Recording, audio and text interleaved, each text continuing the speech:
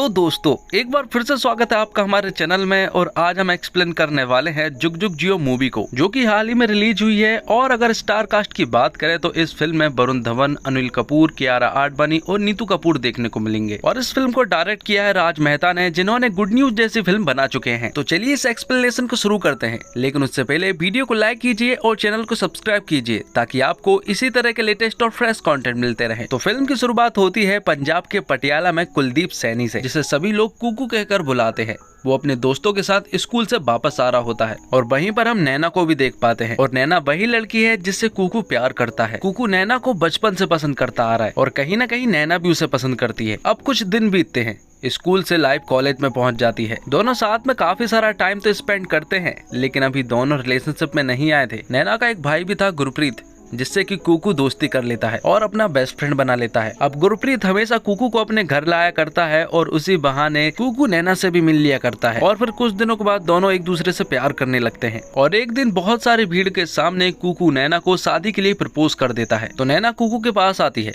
और उसे कहती है कि जो तुमने लिखवाया है वो परमानेंट तो नहीं है। जिस पर कुकू उससे कहता है कि ये तो परमानेंट नहीं है, लेकिन मेरा प्यार परमानेंट है। तब नैना यस वाले सर्कल पर टिक करके चली जाती है। इसका मतलब वो भी शादी के लिए तैयार है। और फिर कुछ दिनों के बाद दोनों की शादी कर दी जाती है। दोनों अपनी शादी से बहुत ज्यादा खुश थे। ऐसा लग रहा था जैसे इन्हें कोई अलग कर ही नहीं पाएगा। लेकिन ये खुशी भी ज्यादा दिनों तक नहीं टिकती, क्योंकि जब कहानी 5 साल आगे पहुंचती है तो हमें पता चलता है कि कुकू और नैना के बीच में अब दूरियां आ चुकी है। शादी के बाद ही नैना और कुकू कनाडा शिफ्ट हो गए थे, जहाँ कुकू बाउंसर की जॉब करता है और नैना एक बहुत बड़ी कंपनी में जॉब करती है। जो जीने मरने की कसम खाया करते थे, आज उनके बीच में दरार आ चुकी है। सालों से उन दोनों के बीच में ना तो रोमांस हुआ है और ना ही एक टॉपिक पर अच्छे से बात कुछ रहा है। तो वो सिर्फ एक चीज है और वो है झगड़ा। और एक दिन कुकू जब नाश्ता कर रहा होता है तभी उसे पता चलता है कि उसकी छोटी बहन गिन्नी की शादी है, जो कि पटियाला में ही रहती है। कुछ दिनों बाद दोनों की एनिवर्सरी आ जाती है। सेलिब्रेट करने के लिए कोई भी दोस्त मौजूद नहीं थे और यहाँ भी वो दोनों झगड़ा करना स्टार्ट कर देते हैं। लेकिन तभी कुकू का दोस्त कुणाल वहाँ पर आ जाता है। कुणाल उन दोनों से बात करता है, साथ में वो उन दोनों से शादी की टिप्स भी मांगता है। लेकिन जिनकी खुद की शादी ठीक ढंग से नहीं चल रही हो, वो दूसरों को टिप्स क्या देंगे। माहौल थोड़ा बोरिंग सा हो रहा था,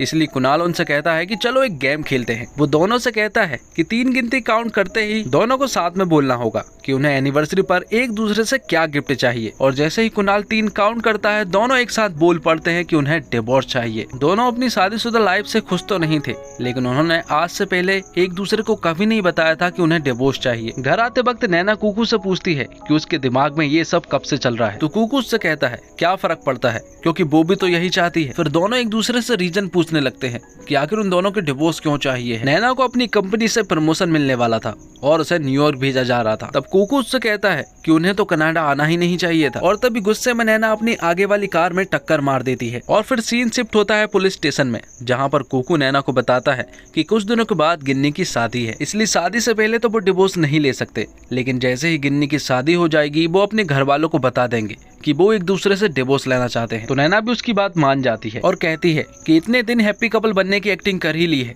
तो गिन्नी के लिए कुछ दिन और सही। और फिर अगले ही दिन दोनों पटियाला के लिए निकल जाते हैं। और जब पटियाला पहुंच जाते हैं तो हमें कुकू की फैमिली से मिलवाया जाता है, जहां पर उसके फादर भीम, उसकी माँ गीता और गिन्नी थी। और गिन्नी की कुछ दिनों बाद ही शादी होने वाली है। घर पहुंचते ही कुकू और नैना हैप्पी कपल बनने की एक्टिंग करने लगते हैं। और कुकू के रिश्तेदार वाले नैना के पीछे पड़ जाते हैं और उससे कहते हैं कि उनकी शादी को 5 साल हो चुके हैं, लेकिन अभी तक बच्चा क्यों नहीं हुआ। उन्हें ऐसा लग रहा था कि नैना में कुछ प्रॉब्लम है, लेकिन उन्हें क्या पता कि प्रॉब्लम नैना में नहीं बल्कि उनकी शादीशुदा जिंदगी में है। यहाँ पर कुकू अपने बेस्ट फ्रेंड गुरप्रीत से भी मिलता है, जो तब भी सिंगल था और अब भी सिंगल है, लेकिन वो अपनी लाइफ ऐसे जी रहा है। अगले दिन नैना कुकू के ऊपर पानी डालती है और उसे जगाती है और उससे कहती है कि उसे उनके घर वालों को जल्द से जल्द बताना होगा कि उन्हें डिवोर्स चाहिए, क्योंकि उसके बॉस का कॉल आया था और उसे न्यूयॉर्क में प्रमोशन दिया जा रहा है और उसे जल्द से जल्द अपना मैरिड स्टेटस बताना होगा। तो कुकू नैना से कहता है कि एकदम से वो किसी को भी नहीं बता सकता, इसलिए वो एक प्लान बनाता है और कहता है कि सबसे पहले वो अपने पापा को जाकर बताएगा, इसके बाद वो इस सिचुएशन को अपनी तरह से हैंडल कर लेंगे। लेकिन इसके लिए उसे माहौल बनाना पड़ेगा, इसलिए कुकू उसी रात पीने का प्रोग्राम जमा लेता है ताकि वो अपने पिता को बता सके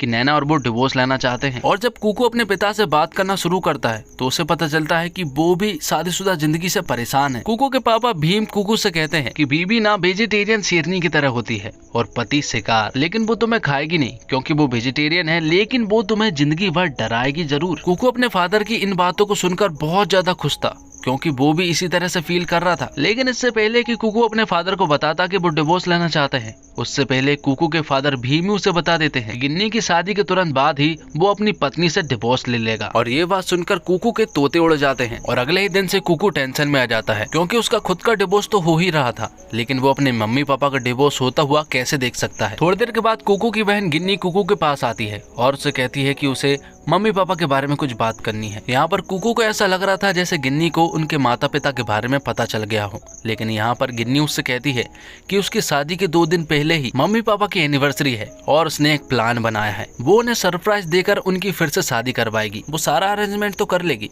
बस उससे पैसे चाहिए। तो यहाँ पर कुकू उससे कहता है कि वो पैसे नहीं दे सकता क्योंकि उसे जॉब से निकाल दिया गया है। तभी कुकू के फादर उसे बुलाते हैं और वो दोनों पिक्चर देखने के लिए जाते हैं। यहाँ पर कुकू के फादर कुकू को बताते हैं बहुत साल बाद वो इस थिएटर में पिक्चर देखने के लिए आए। कुकू को समझ नहीं आ रहा था कि वो यहाँ पर क्यों आए हैं। और फिर थोड़ी देर के बाद कुकू के बाजू में आकर एक औरत बैठ जाती है और जब कुकू उन्हें देखता है तो उसे पता चलता है कि ये तो उसकी मीरा मैडम है, जो कि उसके स्कूल में मैथ्स टीचर हुआ करती थी। यहाँ पर कुकू उनसे कहता है कि आप किसके साथ आई हैं? और ये बात सुनकर मीरा मैडम और भीम दोनों ही शर्मा उठते हैं और यहाँ पर कुकू समझ जाता है कि मीरा मैडम और उसके पिता के बीच में लफड़ा है और मीरा मैडम के कारण ही वो उसकी माँ से डिवोर्स लेना चाहते हैं। अब कुकू ये सारी बातें अपने बेस्ट फ्रेंड गुरप्रीत को बताता है और उससे कहता है कि अपने माँ बाप के डिवोर्स होता हुआ वो नहीं देख सकता। साथ में वो उसे ये भी बताता है कि उसके पापा का मीरा मैडम के साथ चक्कर है। तो यहाँ पर गुरप्रीत कुकू से कहता है कि पापा जी के अंदर ठरक आ गई है और वो इस ठरक को किसी तरह मिटाना चाहते हैं, और अगर ये ठरक एक बार मिट गई तो वो अपनी पत्नी के पास दोबारा वापस आ जाएंगे। इसलिए वो दोनों एक प्लान बनाते हैं और गिन्नी के होने वाले पति बल्लू के पास जाते हैं और उससे जाकर कहते हैं कि उसकी बैचलर पार्टी में पापा जी भी आएंगे और साथ में वो भी। तो यहाँ पर बल्लू उनसे कहता है कि अगर पापा जी आने वाले हैं तो वो बाहर से आने वाली रसियन को कैंसिल करवा देगा, जिस पर गुरप्रीत बल्लू से कहता है कि कैंसिल मत करवाओ बल्कि 2-4 रसियन को और बढ़वा दो। इसके बाद पापा जी फुल स्वैग के साथ पार्टी में आते हैं और पार्टी को खूब एंजॉय करते हैं। कुछ रसियन लड़कियां पापा जी के आसपास घूमती हैं और उसे उकसाने की कोशिश भी करती हैं। तो इस बात पर पापा जी भड़क जाते हैं और जाकर कुकू से कहते हैं कि वो इस तरह का आदमी नहीं है। आज तक उसने अपनी पत्नी के अलावा किसी और दूसरी औरत को छुआ तक नहीं है, यहाँ तक कि उसने मीरा तक को नहीं छुआ है। वो ये सब नहीं कर सकता। और फिर पापा जी सारी रसियन लड़कियों को उनके घर छोड़कर आ जाता है। यहाँ दूसरी तरफ हमें पता चलता है कि गिन्नी अपनी शादी से खुश नहीं है, क्योंकि वो बल्लू से शादी तो कर रही है लेकिन प्यार किसी और से करती है। और संगीत के फंक्शन में नैना के लिए पूजा भी रखी गई है, क्योंकि अब उसे बच्चे नहीं हो रहे हैं, इसलिए उसके लिए एक पूजा रखी गई है। नैना यहाँ पर सोच रही होती है कि उनका डिवोर्स होने वाला है और ये सभी लोग बच्चों के बारे में सोच रहे हैं। ये बात सोचने के बाद वो भड़क उठती है और वहां से जाने लगती है। जाते जाते वो सभी से कहती है कि उसे बच्चे नहीं चाहिए है, बल्कि कुकू और वो डिवोर्स लेने वाले हैं। अब डिवोर्स वाली बात पूरी फैमिली में फैल चुकी थी और सभी को ये बात पता चल चुकी थी। यहाँ पर कुकू की माँ गीता उन दोनों को समझाने की कोशिश करती है कि शादी कोई खेल नहीं है कि कभी भी अलग हो गए और कभी भी डिवोर्स ले लिया, उसे निभाना पड़ता है, वैसे ही जैसे तुम्हारे पापा और मैं 35 सालों से निभाते आ रहे हैं। ये बात सुनकर कुकू बौखला जाता है और अपने पिता के बारे में अपनी माँ को सब कुछ बता देता है कि वो तुमसे डिवोर्स लेना चाहते हैं और उनका तो किसी और के साथ चक्कर भी चल रहा है। भीम जब ये बातें सुनता है तो उसे अंदर ही अंदर गिल्टी फील होता है और वो तुरंत ही बाहर चला जाता है।